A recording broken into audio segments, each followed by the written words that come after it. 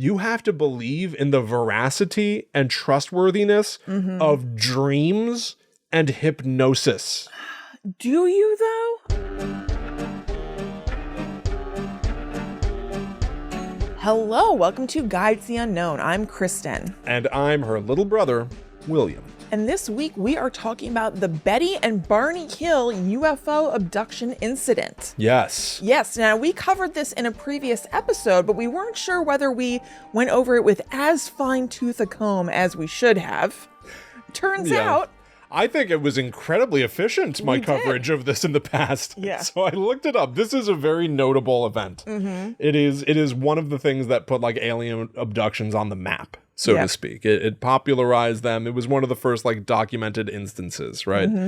Now, we covered it before, as you mentioned, but the episode was titled Guide to the Unknown, episode 76, Gray Aliens and MTV's Fear.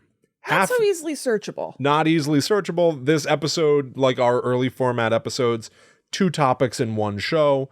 So half of it was about gray aliens, of which Barney and Betty Hill, you know, they are a great example of how gray aliens are theorized to operate. Yeah. And then the second half of the show was about a questionable reality entertainment program on MTV where people had cameras strapped to their heads and would, you know, go into a Spencer Gifts after dark.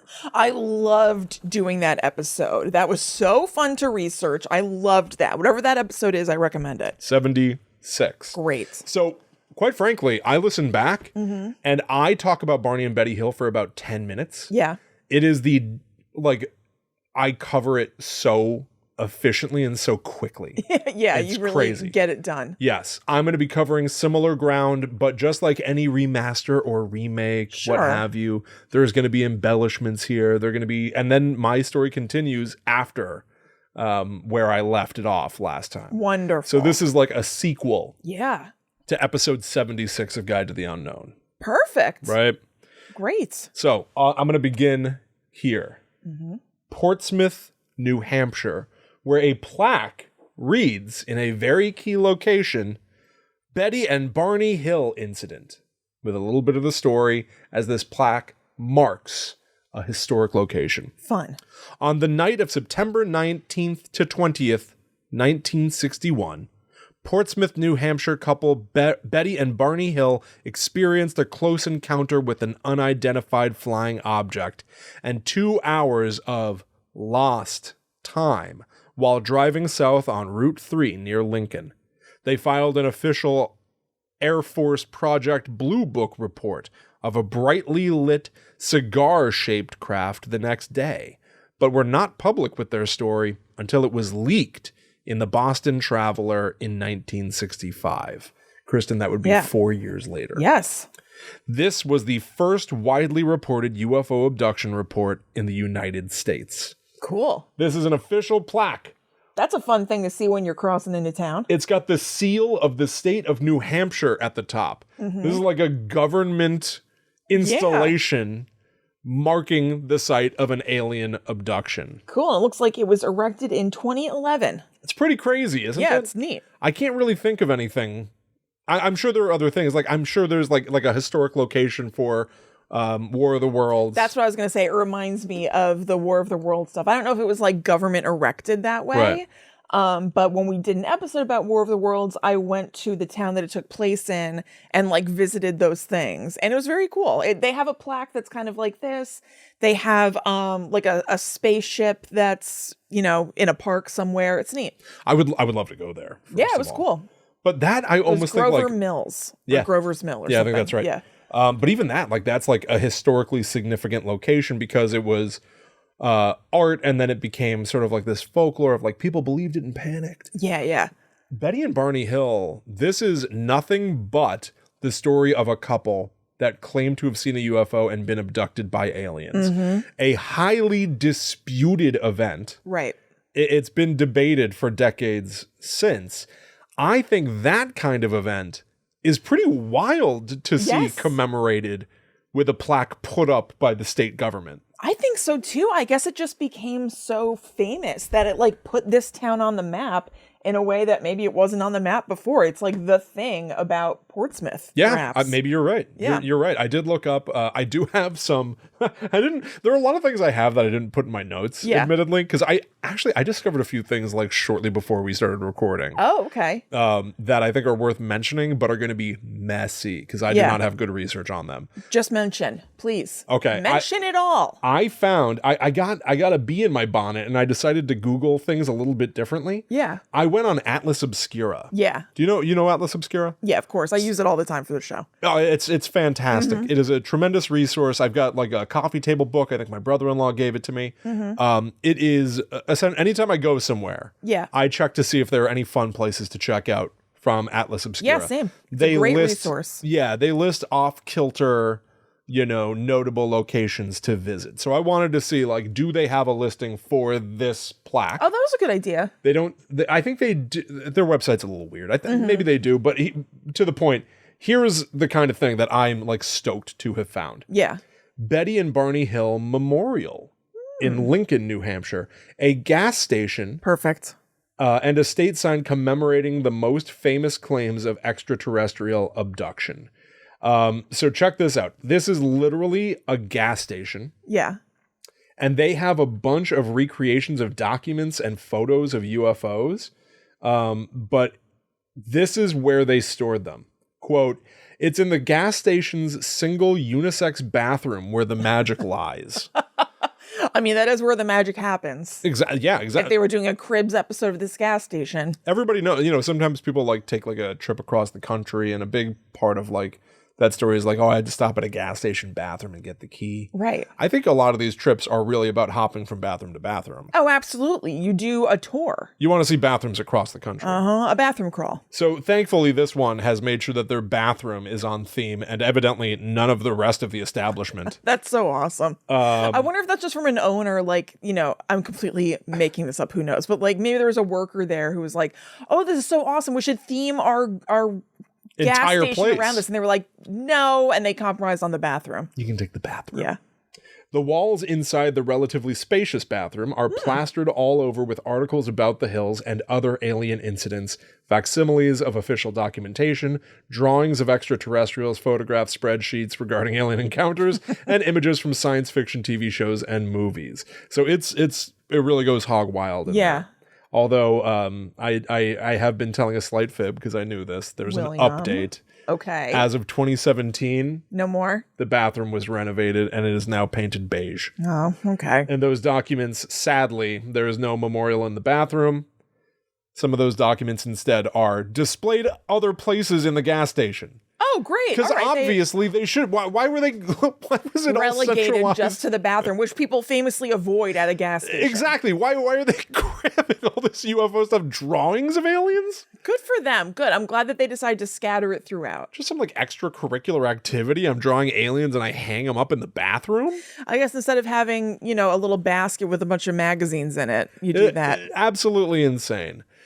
We record live, everybody, so you're going to have to live with me for just a second because I just looked at our live chat where I can see my wife saying Zoe and Allie are checking in. Zoe is my 2-year-old. Zoe, yeah. I love you. I love you, Zoe. I hope you had a nice day. I hope you have a great night's sleep. I love you, Zoe. Love you, love you, love you. I'll see you soon. Take that note, everybody. Watch live. youtube.com/@GTTUpod. Why is that enticing to them? Why wouldn't it be? Why wouldn't it be? Mom's here too. Hi, Mom. They can see us read something. This is we're like a late night talk show. Yeah. Recorded in front of a live studio audience, That's everybody. right. And in the audience happens to be my toddler. I love you, Zoe. Yeah. Get good sleep. All right. Okay. So let's talk about the hills and what really is said to have happened. Mm-hmm. So again, this encounter happened on the 19th of September, 1961. It happened overnight. So they always say like the 19th into the 20th. Yeah. It's a pretty crazy story. Barney and Betty Hill had been on vacation in Canada, so they were coming back from Niagara Falls. Just south of Lancaster, New Hampshire, Betty first seemed to have herself spotted a bright point of light in the sky. And later on, as they're recounting this event, and she's trying to figure out what really happened, she's like, the point of light was up there, and then it moved just to be from below the moon and the planet Jupiter upward to the west of the moon is where it moved. Like it was like a bizarre detail. You know what? Maybe she is into astronomy. Maybe. Here's something that I tried to research to get some new information on, but failed. Mm-hmm. Betty started to figure maybe I'm seeing a flying saucer because her sister had seen a flying saucer just the year prior. Oh, I didn't know that. Which seems incredibly notable to me that there's another encounter with seeing a UFO in the family not that long before this event, and yet could find nothing about that. I think that's really notable too. Wow. Incredibly notable. Now, we have talked about UFOs a good amount on Guide to the Unknown. Just go search it up in our feeds if you want to know more, even about contemporary stuff, which is why I remember that it was really just after World War II that all of this like spotting a flying saucer stuff started to really pop off. So we're about 20 years after that, right, with Barney and Betty Hill. But 20 years since the first time people are like, I think I saw an alien. Yeah. I don't know what the climate was like. I don't know if people thought it was super hokey by this point already or what, but like it was relatively recent memory. Yeah. That this stuff had been going on. Mm-hmm. It was like the generation previous. Yeah. Maybe had that real fever. Exactly. Which like, I think is also Roswell notable. Happened in 1947. Yep. So this is, I don't know, 14 years after that or something. Yeah, you're right. It's not even 20 years. It's 14 years later that this event occurs. Okay. So she also convinced herself at some point that it maybe was a shooting star. She was sort of trying to talk herself out of what she had seen. And then Barney started looking at this thing as well through binoculars.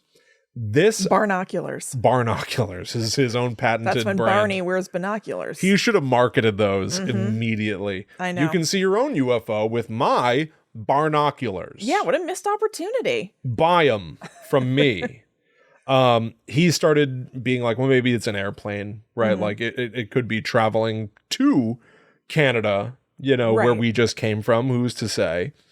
But this is when the worm turned on thinking like, I'm seeing a shooting star, I'm seeing an airplane. And I have to say, like, you have talked about how like you do not like it in movies where something is so gigantic. Yeah. Where it's like Godzilla turns and sees you and is coming toward it's inescapable. Yeah, I experienced this recently. I can't remember what it was though. This really struck me on this go, looking up this information. They stopped fantasizing about shooting stars and airplanes when the craft turned and started to come down toward them. Yeah. Like that's very scary. You think you see something way up in the distance and you like maybe pull over and look at it with binoculars, and then it almost clocks that you're watching. It sees you. And starts coming your way. It makes it seem omnipotent and like inescapable, I would think. Because what the hell is that thing? We don't understand what it is. There's stuff about aliens in the media and stuff, and they're obviously really scary. They have powers that are beyond us. Right. And this has fixed its eye on us. You don't want the attention. It's vengeful eye. It is. I've also got a bit of a thing about, and I think about this with ghosts sometimes. I think that maybe it's even said in The Sixth Sense, and that's why it's in my head. The idea of like, if you can see a ghost, most people can't. Right. And so the ghosts notice when they've been noticed. Yeah, because it's unusual to them. It's unusual for somebody to be sort of like following them with their eyes. So the idea of like a ghost just being like, oh, you can see me? Yeah, what? And then focusing on you and coming after you now. Because they're like, well, what's your deal? You can see me and nobody does. And also maybe like you're the one. So they're going to be very attached to you and be kind of like stalking you and hooked on the fact that they can actually communicate with someone. Yes.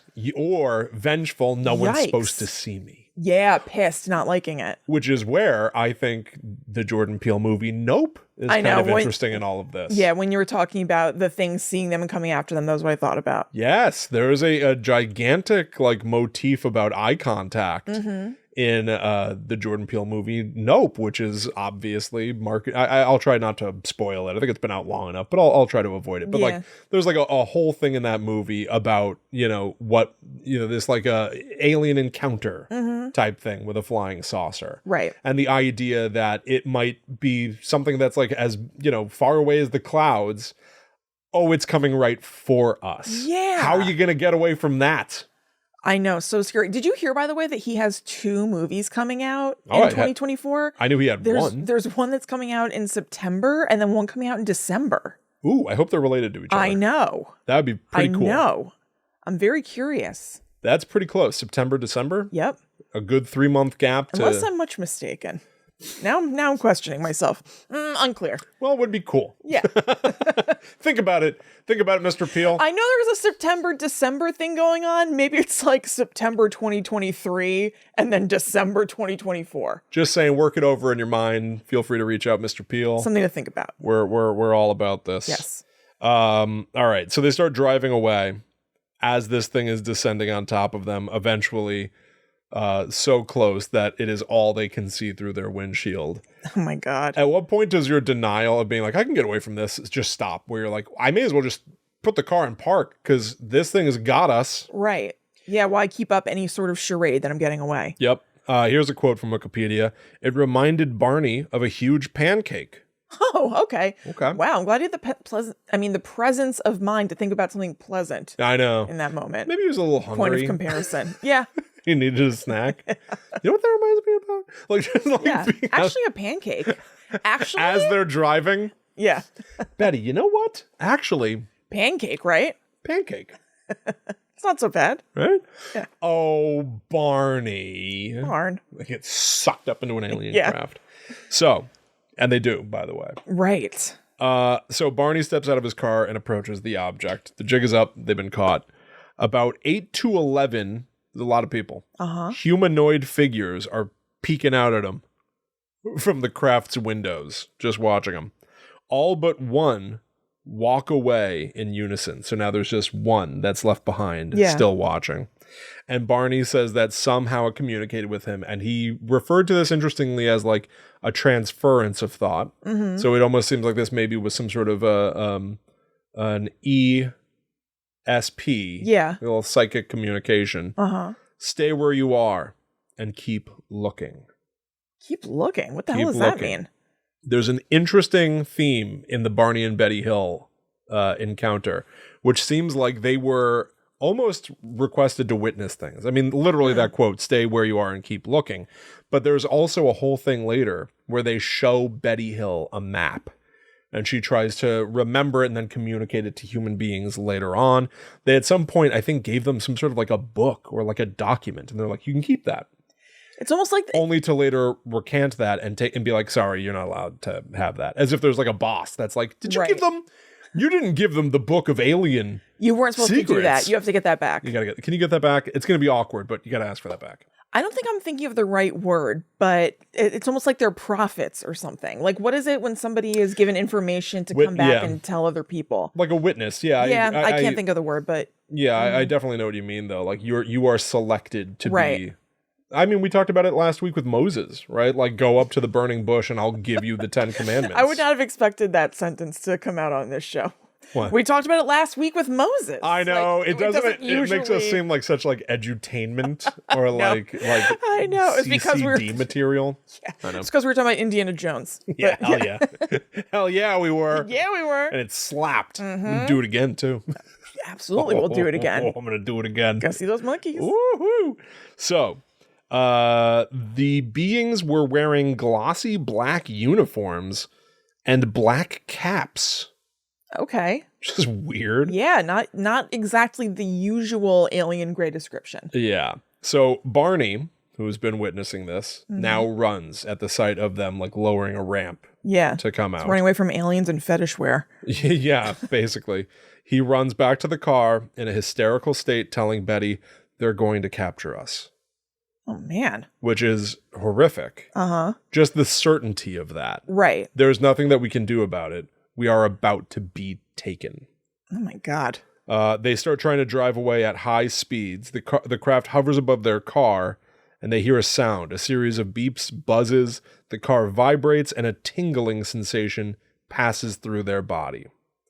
This is when their lost time occurs. So essentially, they had, like Mothman or something, they have a high-speed chase with this thing. Yeah. And they lose. And when they next come to, They are somehow 35 miles south of where they had been, and hours have gone by, and they do not know what happened to them. That would be so scary. So there's a little bit more of like the stuff that is said to have definitely and listen, we're talking about a UFO encounter, and Right. I'm going to take it at face value. Yeah. So Barney and Betty Hill said that this happened. Yes, exactly. Right? Okay. Something happened in the woods that night. Mhm. I don't know. Right. But once other people start getting involved, maybe that's the delineation. Barney and Betty Hill alone said that all this stuff happened. And they'll Right. go home and like, they'll be like, they go over the events together to be like, what happened tonight? What did we see? What went on? Betty is said to have noticed that the clothes that she was wearing had rips in the seams, and that some sort of a pink powder was on some of her clothes. She went to like throw away her clothes at some point, only to be like, oh, I should maybe keep that. Yeah. And that pink powder is said to have been studied. Huh. But like I found anything no come of information. that? No, Yeah. Like I've got nothing on that aside from the Seems like a somebody biggie. said it happened. I know it seems gigantic. Yeah. But no. The next day, they reported the encounter to the Pease Air Force Base, which was then forwarded to Project Blue Book, which is the U.S. Air Force's UFO research project at the time. Yeah. 10 days after the encounter. So now we're into the realm of other people are starting to get involved in the story. And according to this plaque, none of this information would be known publicly in any way until 4 years later. Yeah, that's interesting to me. I guess I kind of assumed that it happened, like it became big Immediately. simultaneously, immediately. Yeah. Like local couple says they Right. were abducted by UFOs. You can picture the headline or something like that. But I guess it was in like government hands and kind of kept quiet for those 4 years. That's my understanding. And they didn't want to talk about it publicly, which is from my perspective, usually the kind of story that I'm inclined to want to believe in the most. Yeah, it gives it a little bit more credence that you can't just go, oh, they did this purely for publicity, possibly, or something. The big 4 years is a long time to wait on something like that. Absolutely. The big currencies that I always get sort of curious about in stories like this are literally money, right? Like, is there a book to be sold or something? But then the other one is attention. Absolutely. Like so many people, and I get it. So many people want to have their thing, their 15 minutes of fame, their time in the sun, and it might not be straight up selfish on the face of it. It might be like a kernel of what happened to them happened, and then there are embellishments over time. Yep. We're social creatures that we communicate through storytelling. Did they say, like, we saw something in the woods and then the ball was rolling and bit by bit it became, I was abducted by a UFO? Yeah, completely. Like, think about how many times and how many people have, like, had something that is that, but on a much smaller scale. Like, a kernel of a thing that's real, and for some reason you're feeling awkward at a party, and you sort of, like, zhuzh it up a little bit, and then that becomes the story, and you don't want to be weird and admit it, so you just keep rolling with it. It's totally possible that things like that happen, but on a much larger, more public scale. And then people are just like, I'm in it now. Absolutely. And not only just being like, well, I can't admit it now, but being like, maybe that kernel of truth got out of control through one conversation. And they're like, I bet this is what happened. You go, yeah, it is what happened. It was aliens. Right. And then the gears of like attention and publicity and money and books start and then turning. you could start relying on that, Yeah. especially if it's something that is super public and maybe you do start to get money from. Now, how the hell do you unravel that? Actually, it's become like your job. This is funny, and I'm not going to say it on this show. Okay. I'll tell you. All right. But I'm not going to say it on the show, which is going to be very unfun for the listeners. Sorry, everyone. Brian Quinn from Impractical Jokers is part of the podcast. Tell him, Steve Dave. Yep. And they have a Patreon that I'm a member of. He revealed something. He revealed a lie that he told on which a lot of his career That's really funny. is later built. Yeah. And so I agree. revealing the lie is almost to destabilize the entire house of cards of his career, which is very funny and very interesting. That is And funny. I'll tell you about it later because it's great. All right, great. But like, it's the same kind of thing. Like, you tell a little lie to maybe because it's partly like what you wish you had done or wish had happened, and then you're just off to the races. Right. Off to the races. Yeah. Okay. It's hard to put that toothpaste back in the tube. Exactly. So other people are involved now. We start doing crazy things. Barney and Betty Hill start being all about dreams, hypnosis, and like analysis of like, I don't know, all these things where it's like, I believe in therapy, I believe, but like trying to plumb the true things that happened to them that night through being psychoanalyzed. It's very controversial or like debated, the idea of like retrieving like repressed memories and things like that. Yeah. Yep. So here we go. Here's a big wild one. Betty Hill's been having dreams. All right. She brings him up to Barney and he's kind of like, okay, I don't know. What do you want me to do about that? All right. 10 days after the alleged UFO encounter, Betty began having a series of vivid dreams, which continued for 5 successive nights. She stated that she experienced them with a degree of detail and intensity she never had before. After the 5th night, they stopped and never came back, though they occupied her thoughts during the day. When she mentioned them to Barney, he was sympathetic, but not too concerned, and the matter was dropped. Yeah. In November, she starts writing down the details. In one dream, she and Barney encountered a roadblock and men who surround their car. She loses consciousness, but she struggled to retain it. Then she realized she was being forced by 2 small men to walk in a forest at night, and of seeing Barney walking behind her, though when she called to him, he seemed to be in a trance or sleepwalking. The men stood about 5 feet to 5 feet 4 inches tall and wore matching blue uniforms with caps similar to those worn by military cadets. They appeared nearly human with black hair, dark eyes, prominent noses, and bluish lips. Their skin was a grayish color. She and Barney were taken to their car, where the leader suggested that they had to wait to watch the craft's departure. They did, and then resumed their drive home. Is this some sort of a remembrance of that evening? Is it corrupted with your brain trying to make sense of something otherwise impossible? In there, it says that the dream was, they brought me to their car. Okay. Yeah. Car, is that her mind trying to make sense of spaceship? Right, Vehicle. like rationalizing it. Just turning it into vehicle. And the most digestible one she could come up with? Is a car. Yeah. Barney Hill was said to have seen those aliens wearing glossy black uniforms and little silly caps. Right. She turned it into blue uniforms, like they were in the military. Is that what it was? Or is that her brain doing mental gymnastics? Right. Or could it be that that is actually what happened because the aliens were appearing to them in a form that would be most familiar to them? So they got silly, like shitty cop uniforms from like Party City. Yeah, they got like a Volvo. I would love to see a gray alien, that giant head with a little cop hat just perched on top. Maybe a little jauntily to the side. Yeah. But yeah, I know that there is an idea in kind of like high strangeness sort of circles about things from other realms or whatever, not necessarily like extraterrestrials from another planet, but maybe things from other dimensions, kind of communicating in the way that, like speaking our language. Like, for example, it was in that documentary Hellier that we've talked about before, that there was a book by John Keel, who's the guy who wrote the Mothman prophecies. And he wrote a bunch of other books about this sort of stuff, where he said that a lot of encounters with strange things were accompanied by, I believe it was the sound of a car door slamming. Oh. Weirdly. Like a bunch of people just separately would be like, and I heard this sound that was like the sound of a car door slamming. And the people who made Hellier, who were investigating a bunch of weird stuff, heard a sound that sounded to them like somebody locking a car, like a boop boop kind of sound, like when you lock a car. Yeah.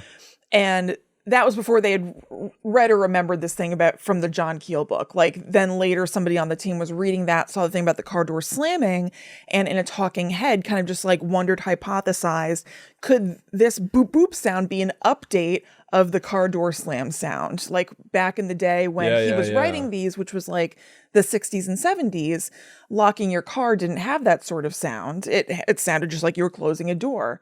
I don't know what the significance of the door closing is at all. But do they serve the same sort of like function and purpose? Yeah, it's just sort of like updating to be relevant to the person who is receiving this information. I mean, I still close my car door, even if I have the boop boop.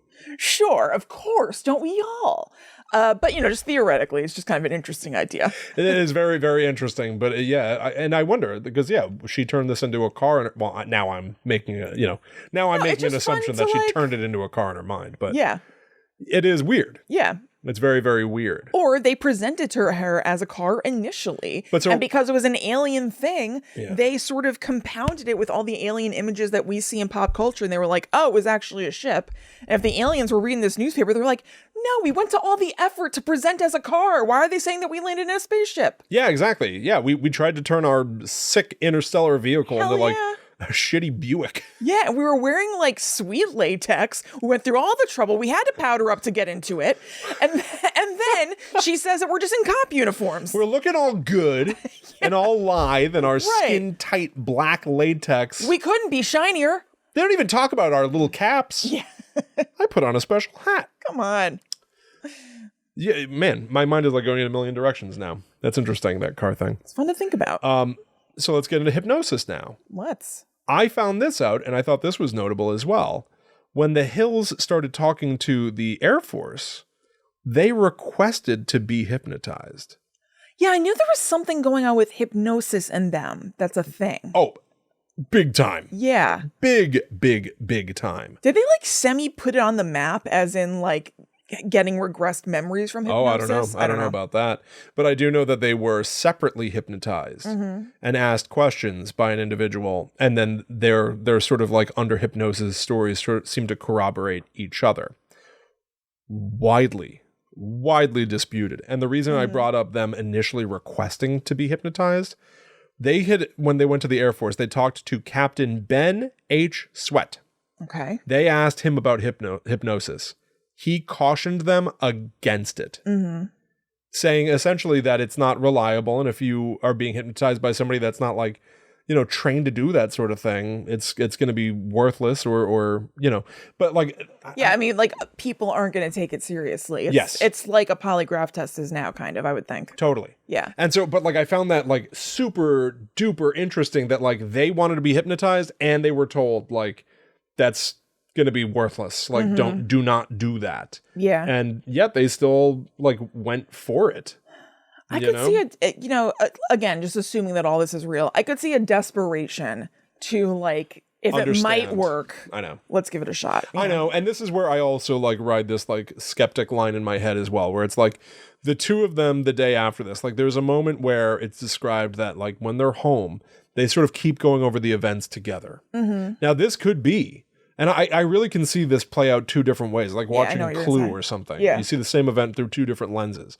One is them, a couple who have experienced the same puzzling event being like, what do you remember? What happened? What happened to us? Yeah, and trying to understand it kind of. Yes. Or two people in a room going like, all right, so like, what do you think like we should say? Like, let's get our story straight. Let's get our story straight. What do you think we should tell people? Yeah. Because like, it's kind of cool. Yeah. I don't know. I don't know. Here's another big important detail here. Under hypnosis, Barney and Betty Hill drew things. One of them, for Barney Hill, was a drawing of the alien, which is wild. I'm going to attempt to put it on the screen. It kind of looks like the Grinch. Yeah, it does look a little bit like the Grinch. The drawing, yeah. You can barely see it in our video version. Doesn't matter. He drew, it almost looks like that Leprechaun sketch. Yes. Yeah, the Mobile, Alabama Leprechaun. Yeah, everyone who's seen the Leprechaun say yeah. Yeah.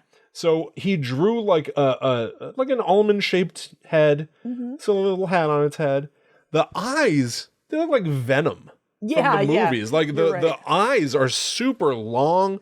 They like swoop in. They're like diagonal moving up. Yeah. Yeah. So this was pointed out in a 1990 article that Barney Hill's drawing of what the alien looked like under hypnosis looks very similar in theory. His point. I don't know.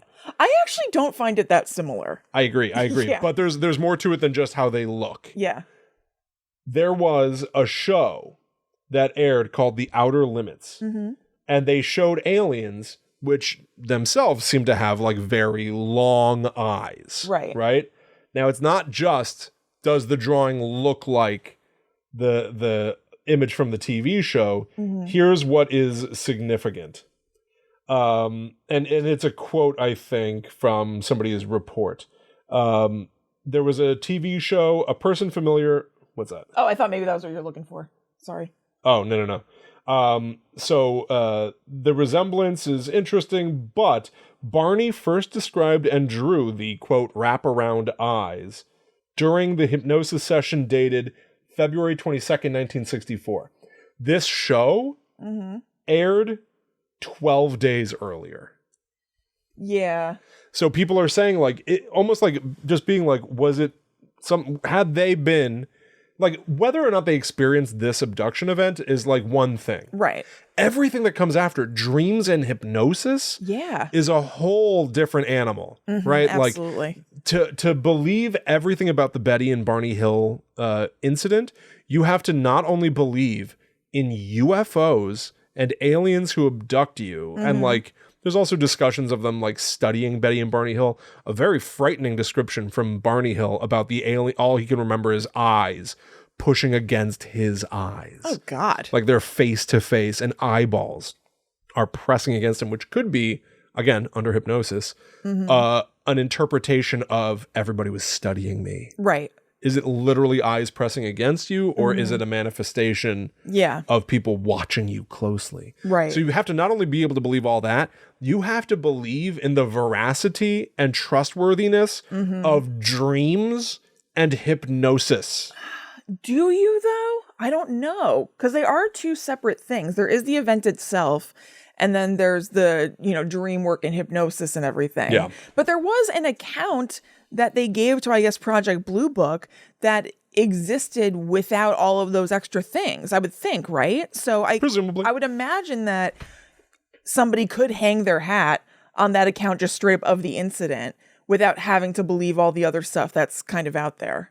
Yeah, I mean, that's an interesting point. Yeah, I don't know. I don't know what ended up in the government books, and certainly today we look at UFOs a little bit differently than we ever have, especially because there have been all these reports about like UFOs being sighted and the government just being like, yeah, we need to study those more, huh? I know. That's like, you guys don't have a handle on this? I know. We assumed, just so you all know in the government, we all assumed that you were keeping back mountains of information where you definitely know what's going on. I thought you had this. You're coming out saying you're not quite sure? Right. Excuse me? It's very nuts. What happened to Betty and Barney Hill? I don't really know, but that's what they said happened. Yeah. And then a ton of fallout of them being studied forever. Right. And it never ever, in my opinion, being definitively stated I don't what think went it on. can be. Once you get it, for me at least, and this is the Betty and Barney Hill story from my vantage point. Once dreams and hypnosis come into it, for me, it becomes so murky. Yeah. So murky. There's almost nothing to hold on to firm enough to be able to get a real good look at the thing. Right, because at least a lot of, if not all, I really literally don't know, but of the public information that we have about it was gleaned from those sessions. So I can also see how it's like intertwined. I get what you're saying, like you have to believe it all. I just wonder if there can be any separation of those two. But yeah. So I want to leave you with this actually, because this is kind of cool. I mentioned that Betty also drew something under hypnosis. Betty started talking about how they showed her a map. And when she described it, it was a 3-dimensional map of like stars and planets. And they were basically saying, this is where we come from. Yeah. So she later tried to draw the map that they had shown her. Now, they seem to have showed her almost like a hologram or some Star Wars type thing. Yeah, like when Tony Stark like pulls something up from the table. Yeah. Exactly. And it like expands the room. Yeah, they showed her that. And then she had to draw it on a napkin. Right. Oh, what? I don't know. So she did the best she could. Sure. And then people started getting involved. Again, once it's like it stops being them. Yeah. And it becomes hypnosis drawing, and now a person interpreting hypnosis drawing. Yeah. My eyes start to blur. Yeah.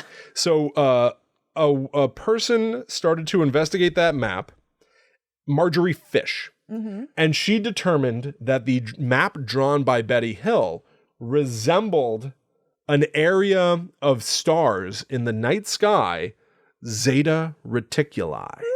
2 planets, Zeta Reticuli 1 and 2. This entire incident is also known as the Zeta Reticuli incident. Maybe that's why. Yeah.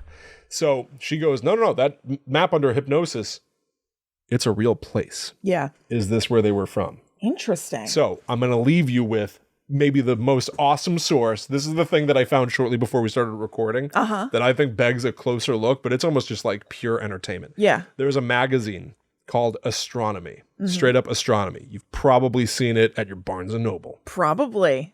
They published, fascinatingly, they published an article about when they originally published an article fun. about this event. Yeah. It was December 1974 when the then editor of Astronomy published a story about Betty and Barney Hill. And within months, he was fired. Oh. The article was roundly mocked. Yeah, I mean, I guess if it's in Astronomy magazine, which sounds like it Science. must be kind of academic. Yes. Yeah. Science magazine. I mean, who knows what the article was like? But I was going to say, you can look at it from an academic lens, you know? Oh, you could. Yeah, but I guess he didn't. No, Yeah. no, not from anybody's perspective. Right. Here's how it begins. A faint pair of stars, 220 trillion miles away, has been tentatively identified as the home base of intelligent extraterrestrials who allegedly visited Earth in 1961. Editor's note, by no metric is this true outside of conspiratorial circles. Okay, so This I got article the that vibe. I found, the modern day editors reposted this and inserted all of these parentheticals where they will go like the person I just showed you who looked at the Betty Hill map and was like, yeah, no, this is part of a real place, Zeta Reticuli. Yeah. In this article, they point out that once she said, like, this is a real place, she would later study it again and be like, I think I was mistaken. I think I got it wrong. Oh, interesting. But nobody points to that. Yeah. But in this astronomy It's more article fun to- where they sort of like have all these footnotes, and it's like reading the Stephen Colbert book, Yeah, where you yeah. can read the book, but then you can also read all his notes in the margins and all of his like footnotes where he redacts things or contradicts himself. Yeah, or This- the Twin Peaks books. yeah, the Yeah. Twin Peaks dossiers. This reads like that. Yeah. Because they'll be like, this scientist was a skeptic and was won over by Barney and Betty Hill. And then it'll say like in notes, it'll be like, yeah, this guy, yeah, he later said he was lying. Right. You know, like it'll say Or it's stuff like that. The you know? Arrested Development narrator. Yes. Yeah. He wasn't. Right. He said that it was completely true.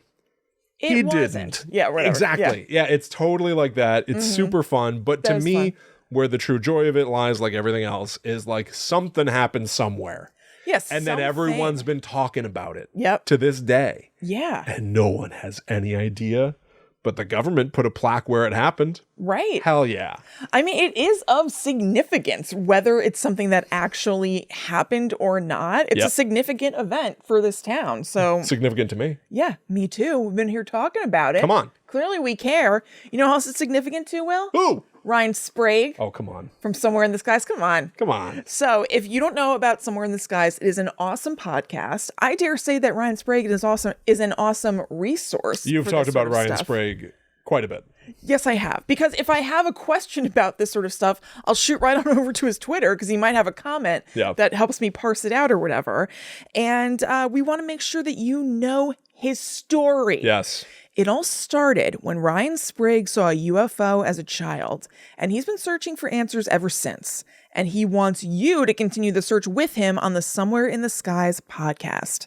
Every week, Ryan explores the unknown through current news, case histories, special guest interviews, and through audio documentaries. He also, if you liked hearing about Betty and Barney Hill's experiences, he also has a lot of episodes that are just UFO witness stories, which is very I neat. love that. Yeah. I absolutely love that.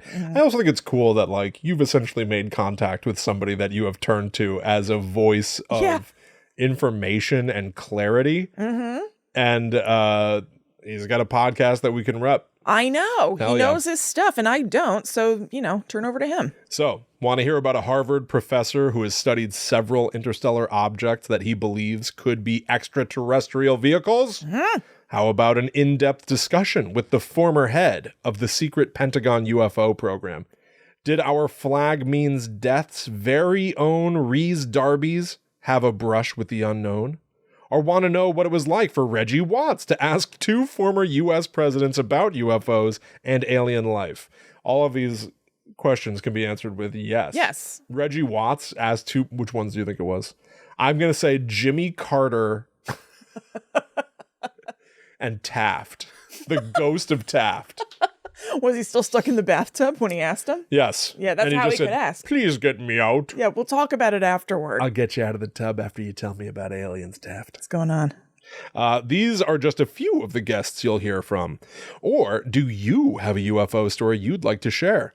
This is the safe place to do it on the Somewhere in the Skies podcast. That's right. New episodes release every Monday wherever you get your podcasts, and follow them on Twitter at Somewhere Skies to learn more about the show. You can also go to www.somewhereintheskies.com. Get on the level. Go check it out. Go do it. Yep. All right. We also just need to make sure that you know about our Patreon. Oh, yeah. Did you know? Look, we're not experts particularly in any sort of thing. However, we also have stuff to share. Yes. And it's over on patreon.com/GTTUpod. We have dozens and dozens of episodes over there. We have a number of different tiers that you can check out and see what works for you. And we have a Discord where people are chatting every single day, being nice to each other, supporting each other, giving recommendations for stuff to read, watch, listen to. It's completely awesome. And all of that you can find over on patreon.com/GTTUpod. And thank you so much to everybody who's over there right now. There's a whole second podcast that we do that's only on that Patreon. The most recent episode, Kristen and I take a look at 2 different series, movie. I don't know. It's weird to say. There was a Clue game from the 80s that had a VHS tape where they would dramatize, Colonel Mustard and Professor Plum as they scheme to kill each other and stuff. We used to watch it as kids. Found it. We watched some of that. So awesome. I also may have placed an order for that game. Maybe there's more to come from that in the future. Yes. But on top of that, we also looked at an episode of a show called MathNet. This was an educational program for kids to learn math, but there's a specific episode we must have recorded off of TV or mom or dad did. And it's because it was the 90s, like 92. If you had that on tape, you watched it a million times. Yeah. Man, it was like a flood of memories watching this thing. It shot me back into the past. Wild. It is a whodunit, Clue-esque themed episode where people are kidnapped. In my child brain, they were definitely killed. I mean, that's the implication or the vibe. And it has a pretty mind-blowing finale. A very mind-blowing math-based finale. I ended up watching the whole thing. Did you? Yeah. Will put it, it's public. Yeah. We'll put it on our YouTube, youtube.com/GTTUpod. So this was a thing that was a segment of a larger show called Square One. And so this MathNet thing, this episode was parsed out in like 15-minute segments. Will edited them all together in one seamless movie that's 53 minutes long, and it's on our YouTube, and I loved it. It's awesome. It is so good. It is so retro and kind of corny, but like for me as a little kid, it was like an introduction to murder mystery. Oh yeah, I loved it. I'm on the record of saying I'm going to fully steal a few things that they did for things in the future because I love it so much. Yeah. So watch the actual MathNet episode on our YouTube channel, youtube.com/@GTTUpod. Just look it up on YouTube. And then watch us watch it on our Patreon show. Yeah, it's amazing. Hell yeah.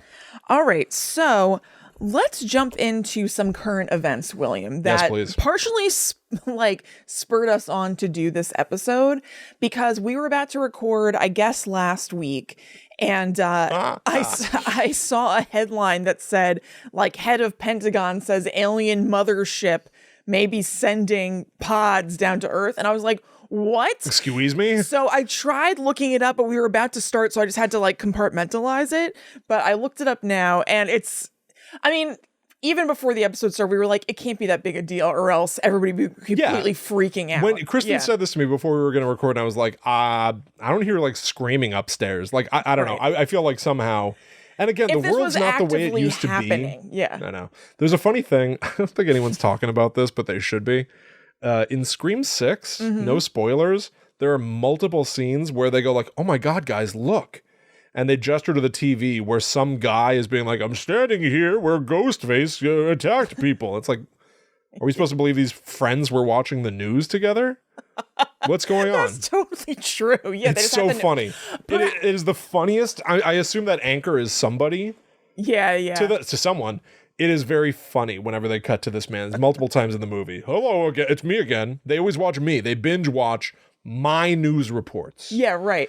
But I would expect that we would hear Allie upstairs be like, it's all over the TV. Yeah, that'd be a humongous There's a deal. mothership above the Pentagon. But still, just the phrasing of alien mothership from Pentagon, I was like, what the hell could this be?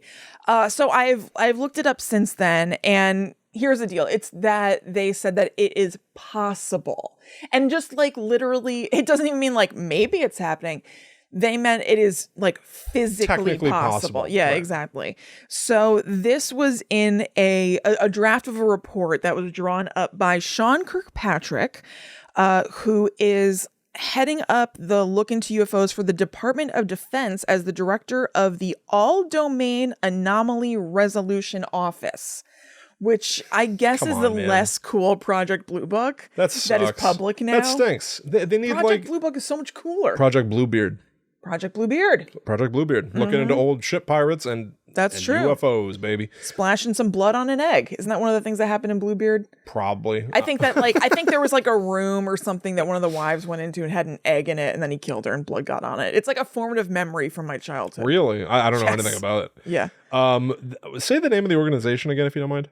It is the All-Domain Anomaly Resolution Office. Or Adaro. I don't know if anybody calls it that, but Adaro, Adaro. Yes. That sounds like in the first Iron Man. There's that guy that's about Iron Man so much. Because Iron Man slaps. Hell yeah, it does. Because there's that guy, Agent Coulson. He keeps being I'm from the Strategic Homeland Information, excellent, love it department. Right. We're calling it SHIELD for short. Yeah. SHIELD. When you rattle off that, it sounds like it would be something like that, but it's Adaro. Why it should be called this? like the Strategic Homeland Aerial Recognizance Team. What is that? SHART. Yeah, I'm part of. Maybe that's what we're part of. I'm supposed to have a badge for it. I took it off and threw it away. No big deal. I'm not going to tell you what it's called. Yeah. I'm not going to tell you what we call it. Don't even worry about it. So yeah, it's this guy and Abraham Loeb, who's the head of astronomy at Harvard. What? I don't know. Abraham Loeb. Loeb. Sounds like Amadeus Chode. It's like a fake name. Abraham Loeb. Abraham Loeb, William. Put some respect on his name, quite literally. That's what they called him in elementary school, and you know it. Definitely. Abraham Loeb. Abraham Loeb. And I wrote he's the head of astronomy. I hope Ryan Sprague doesn't listen to this and find out what he's gotten himself into. Actually, I was thinking the same thing. It's this is like a goofball program where we try to learn stuff and have fun. He seems like a nice chill guy. We've actually swapped with him in the past. Yeah. So he vaguely knows what he's getting into. All right. He seems like a nice guy. I just went from Shart to Load to Amadeus Chode in about 4 seconds. Me saying that he seems like a nice guy means nice people would like this. I hope nice people like this. Yeah right. He's nice, so he'll like our Load jokes. Yeah. Anyway, I know Abraham Loeb is very interested in like extraterrestrial stuff. Okay. Because there was stuff about him that I saw online, but I guess he's also the head of astronomy at Harvard. So they wrote up a paper together on the physical constraints of UFOs. Okay. So that is where this thing about the mothership came in. They were talking about whether it would be possible, based on I don't know, air pressure? I don't know. But would it be possible for it to get in? They said that a mothership could blast off tiny crafts like blowing on a dandelion, and even the James Webb telescope might not catch them. And then I wrote, I'm going to be honest, I don't really understand what I was reading. It's a combination of technical terms and alien stuff making me kind of sleepy. But anyway, it was a proposed scenario with the phrase alien mothership in it, so a bunch of news outlets grabbed onto it. Of course. That's basically the whole thing. And then I was curious about what the deal is about Adaro. So I looked into that a little bit more, and it turns out it was formed not super long ago in response to all of those UAP reports. That's what the government now calls UFOs, which makes them less fun. Unidentified aerial phenomenon rather than unidentified flying object. Right. Right. So they made it in response to after like that video was declassified in 2017, that famous like Tic Tac video. Then they got a ton of UAP reports. So they needed to form a formal branch to look into them that isn't just like X-Files randos, and to also destigmatize people coming forward about these incidents in the government, which I think makes sense. I think that's a great thing. Yeah. I have issues of skepticism in this arena, and you described it wonderful. Sometimes it just makes me sleepy. Yeah. But I firmly it's like believe sometimes interesting, sometimes I'm just like, it's getting into the technical weeds, and like it's just so, we've talked about it a million times. It's just so vague and out there. Even the mothership thing. Like last week when you were like, did you see? Yeah. Someone said mothership, pentagon, what? There's a like the most of my brain goes, gonna turn out to be nothing. Yeah, it's same. I'm just like, it's probably fine. I just can smell that it's gonna turn out to be nothing. It always has been. You know what I am? I'm the guy at the beginning of an alien movie that's like, aliens, I don't think so. Yeah. And then an alien like eats me. Eaten by, yeah. Yeah. You know what I mean? But like, just to set the groundwork, like that's who I am with aliens. Yeah. Is like, statistically, is it likely? Yeah, probably. There are probably aliens out there. I don't know, everybody. A lot of this stuff gets in the weeds, and then it's like Barney and Betty Hill losing time. Right. It's like all of a sudden I blink and I'm like, I haven't been reading the last 5 paragraphs. I know. I feel the same. It's hard to exactly quantify. It doesn't really matter when I'm like activated a little bit and I'm in it, but it's not always. But I'm still drawn to it. I want It's interesting. It's like Mulder and Scully too. I want to believe. Yeah. Too boring. I know. I would But believe if it weren't so boring. Yeah. I know. It's similar to the thing with cryptids and mostly Bigfoot, where sometimes people get super, super scholarly because they don't want to seem ridiculous. Right, yes. I feel like a lot of ufologists or people talking about these things get really technical to sort of show their bona fides, so you can't write them off as a crackpot. Totally But then agreed. it just becomes boring. It becomes a messaging issue. I'd much rather hear from the crackpot. Explain it to me like I'm 5. And make me feel like this is important to know. Yeah. Yeah. So there's an NPR article about the Adaro that was written not that long ago, just in January 2023, that said that the department has received 366 incident reports since its formation in March 2022. I thought this was interesting because it reminded me kind of the Roswell thing that we talked about a few weeks ago. Of those 366, they investigated and they found out that 163 of those were either balloons or balloon-like entities. That's a pretty big number to be balloons. Wait, I'm sorry. What's a balloon-like entity? Because I think they need to drill further into that one. Yeah, that's a UFO as far as I'm concerned. A balloon-like entity? I'm assuming that maybe means like weather balloons and stuff that maybe are not in perfect balloon formation, but they like float. I don't know. Maybe. I don't know. I'm pretty alarmed by that one, if I'm being honest. 26 were drones and 6 were clutter, which is garbage or birds, which is disrespectful to birds, I think. Yeah, they're indistinguishable from each other. Garbage or birds. Yeah, they're just called clutter. Right. So I crunched the numbers, and that means that a little over 53% of the reported sightings have an earthly explanation, which is actually less than I would have thought. That it reads to me almost like only 53% of these you can totally write off. Right. I'm surprised the number isn't higher. Totally. You would think it would be like 99% turn out to be balloons, but that 1%. What's up with the 1%? But so that means there's 47% that's like, what's up with this? That's pretty crazy. That's a pretty big chunk. So there were 2 journalists at a press conference about this who asked if anything suggests that anything outside of that 53% is extraterrestrial, and they were told no. But they were told no. Does that mean it's no? Yes. Huh. I have questions about that. I have no questions. It means there are no aliens in that report. It means that 53% are balloons or things that remind them of balloons, and the other 47% are not aliens. So it's just junk and birds. William, the truth is out there in that 47%, you stooge.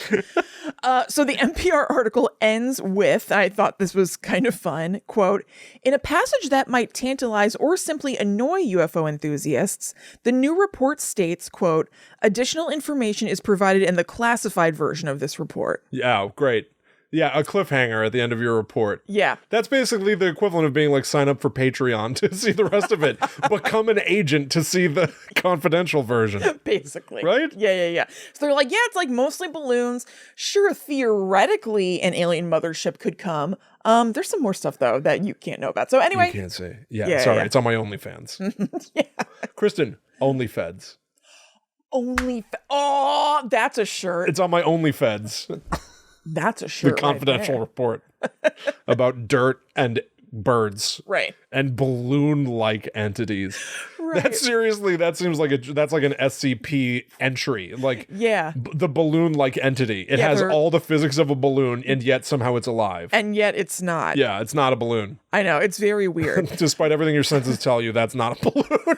That's crazy. What a crazy thing to be dropped in there. Balloon-like entities. I know. I bet there's somebody who's like a scientist who's like, that means a whatever. But... I know. No, I'm sorry. UFOs, UAPs, and BLEs. What is up with the BLEs? Yeah, you know what I know what's up with? The BLTs. Oh, delicious. That I can answer. Okay, so as far as entertainment things around Betty and Barney Hill, yeah. We've got something coming at us, actually. It was just announced this past December. There's going to be a new B&B drop? Yeah, there is. By B&M. Barack and Michelle. What? Bitch. Are you kidding me? No, Barack Obama and Michelle Obama's production company is producing a Netflix movie called White Mountain about the Betty and Barney Hill incident that it seems like will be released maybe late 2023 or early 2024. That's crazy. I know. It's pretty interesting. And gives it a degree of pedigree. Like, the reputation should be positive that it's coming from a former president. Well, I think it's not impossible, and I don't know. I'm just sort of wondering. But people also look at this incident because it was a representation in the media that didn't happen a whole ton of an interracial couple, because Barney Hill was black and Betty Hill was white. So I wonder if there's going to be any sort of like sociology sort of like bent to it, kind of looking at that. I don't imagine that's just going to be like a sci-fi schlock doc or something. Yeah. Refreshingly, I didn't see anything in my research. I'm not saying it's not there. I'm sure it's there. But in my research, it's not like people were like, we discredit them because they were an interracial couple in the 60s and that went against our norms or something. I didn't see that. No, I haven't seen anything about that. Just the visibility of it. I guess I've just seen people say, like, notably, it was like 1961 or 1965 when it went public. And I guess it's just, you know, weirdly something that you didn't see like in the newspaper a lot, even though you might just pass them in the grocery store or something. Yeah, totally. I do know that James Earl Jones played Barney Hill in a TV movie. Yep, it was called The UFO Incident. Oh, I'm biting off of your... It's fine. There's not a whole lot to say about it. The entire thing is on YouTube, actually. Oh. So you can check it out. Just like MathNet. Yeah, exactly. Yeah, you can have a double feature. And it has like pretty mixed reviews. It doesn't have a whole lot of reviews on Amazon. The reviews are mostly about the DVD not working. Great. But on IMDb, it kind of goes from like 9s and 10s, people really loving it, to like 2s and 3s of people being like, it's really boring. It's like barely about UFOs. It's like about their relationship and their friends' reactions to it. So I guess that's also part of why I was wondering maybe the White Mountains movie will be kind of about their relationship somewhat or something. Yeah. I don't know, because it sounds like the TV movie sort of focuses on that. That's the big shockaroo, because there's a kernel of an event that perhaps happened. And then, like many things, a lot of the Betty and Barney Hill story is the ephemera around it. The direct aftermath for them, the idea of having the dreams and are they accurate representations of what happened, the hypnosis, can that be believed? It's all of the other people being involved stuff that this turns into. Yeah, I mean, it sounds interesting. Like, you're telling your friends about that. What do they think about it? Like, all that stuff. But like I said, I mean, a lot of people on IMDb, or not a lot, but some people criticized it for that. And it was like, it's kind of boring. It sort of like drags or whatever. And then I found a review that I thought was quite suspicious. And I'll explain to you why after I read it. It's going to sound quite boring, but only take a moment. Great. This just says, my comment on the UFO incident. I first viewed this movie several years ago on a cable television channel. I was so pleased with the acting abilities of James Earl Jones and Estelle Parsons, who played Betty and Barney Hill, that I sought the movie to tape record it. I am still trying to catch it. The impression it made on me was a strong one. It was full of highly emotional drama, and it made me respect James Earl Jones all the more. Estelle Parsons did a wonderful job playing the wife. Both characters were stretched and there was a lot of dialogue. Not too much action. But there really wasn't need for action when you're glued to the screen waiting to hear what the characters will say next of their traumatic incident. The dialogue and outpouring emotions was the action. This is a wonderful movie. I'd really like to see it again. Okay, here's the thing. All of the W's that appear in the words in this review are made out of V's, like in The Witch. What? Like the Vavitch. Oh my God. So, was this written by an alien who doesn't know about the W key for some reason? And so they had to improvise by stringing two V's together. You're so close, Kristen, and yet so far. Maybe they want to get the word out about their existence, and so that's why they left such a positive review. Get the word out? To encourage people to watch the movie. Get the word out? I don't think so. Get the vavert out. You're right. Get the vavert out. Yeah. So that's what I think. Kristen's so close, so far. Two V's. Uh-huh. That doesn't sound like an alien. That sounds like a demon. Oh my God. Oh, the horns. They form the horns. You're absolutely right. W on the forehead forms the horn. Or it could be that you're a square L7 weenie. Oh no, I'm an L7 weenie. Uh-huh. Oh man, they called me that decades ago. I was hoping people forgot. They got us. You got me. Damn it. Wow. So what did we learn today? Quite a bit. Did we? Well, we sure heard a lot of words. And sometimes that's all you need. And it took a while. Uh-huh. Thank you so much for joining us. It took longer than we thought it would, to be honest. Oh, quite. All right, everybody. Yeah. Thank you so much. Yep. Again, we did this in 10 minutes. What? Remember I said, like, the way I described this story in episode 74 is so tight and efficient? We just took 10 minutes and stretched it into 70. Just like the alien reviewer said they stretched their emotions. You're right. Mm-hmm. Also, I thought it was interesting that that reviewers, like, I saw it on TV, it made such an impression. Yeah. Never found it again. That's like them seeing the alien. It's like, I encountered something. I don't know what I saw, but whoa. I'll remember it forever, but I'll never see it again. Yeah, exactly. Yeah. The beat goes on. Absolutely. La-di-da-da-dee, la-di-da-da-da. All right, everybody. We are going to leave you alone now. Check out the Somewhere in the Skies podcast. Yeah, Might be a little bit more knowledgeable on the topic, but... Oh, surely. I bet they don't talk about... Sharks. Reginald Lode. Oh, yeah. Abraham Lode. Abraham Lode. Yeah. That's a good name. Poor bastard. All right, everybody. Check out our Patreon, patreon.com/GTTUpod. Have a good time with us. We're always celebrating spooky stuff. Definitely actually learning stuff along the way. Yeah. And that Patreon is jam-packed with activity. Yes. Some fun stuff coming up too, so get into it. Follow at GTTUpod on all social media to keep up to date with us. Even follow us individually. Yep, I'm at Chillin' Kristen. I'm at The Myth Traveler. So we'll see you next time, everybody, for another weird, spooky hangout. Yeah. But until that time comes, we must travel. Back to the netherworld go we.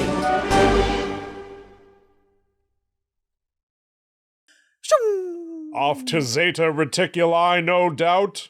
No doubt. Except later on, the person who found that said, I think I'm wrong. Probs not. Oh well. Bye-bye. Bye-bye.